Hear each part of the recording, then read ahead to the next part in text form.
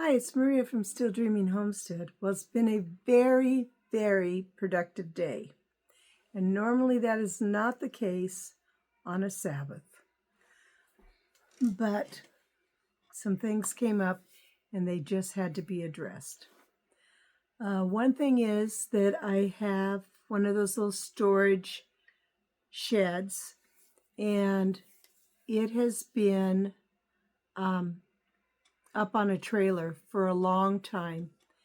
And one of Jason's friends came over and helped Jason get that lowered down onto the concrete pad and backed up, and that made me super happy. I'm so glad to have that off the trailer because now I'll be able to use it.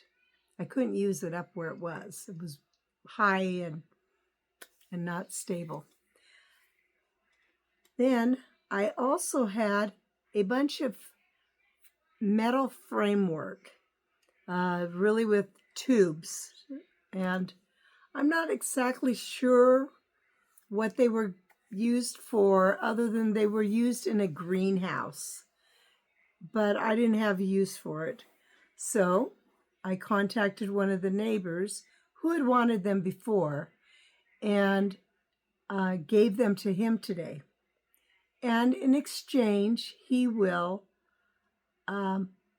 do something for me when I ask him to. And so I'm really happy about that. Then a car that had broke down that belonged to one of my friends has been on my property for, I don't know, a month or so now. And I was anxious to get that off the property, and it got hauled off today. So those were all amazing, wonderful things. My little granddaughter, Alyssa, came, and I'm always so happy. Well, her mom and dad were here, and I asked them if they could use some pears because I've had such a surplus of fruit this year. This has been such a heavy fruiting year for all the trees. And they could. She's going to take them to her mom, who's going to can them. And I imagine that we got off that tree, I'm guessing at least 50, maybe 60 pounds of pears. So quite a few. And I'm excited that they're going to be able to use them. I canned pears already this year. I canned Bartlett's, and these were Comise pears, which are also very good. And so they will be able to enjoy that. And I will be able to enjoy the fact that it's not wasting, because that really bothers me if things waste. Well, plus we have a lot of plums, so they were able to pick Italian prune plums and Samsudum plums and another type that is small, but it tastes like a Santa Rosa. So I was happy about that. They brought me some tomatoes and some cucumbers. So I think we'll have some of that tomorrow. Well, then another friend was here, and I was trying to give her some garden produce because we have, like I said, more than what we need. And so I gave her some zucchini, and she really enjoys the little cherry tomatoes, which if you've been following me, you know somehow I got 4 plants of them, so way more than I need. So I said, go ahead and pick all of them if you'd like.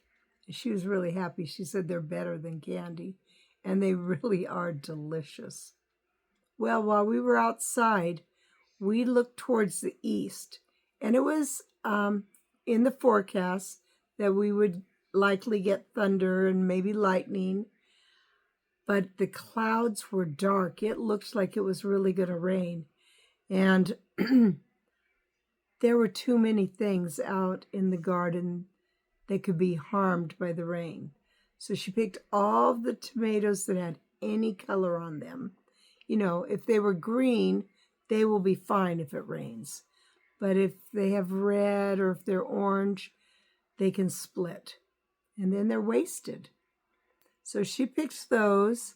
And then all the onions that I'd hung up on the cattle panels, my granddaughter and Kim and I, we got those out. We got a heaping wheelbarrow load of them that tomorrow we've got to get into a new location to dry.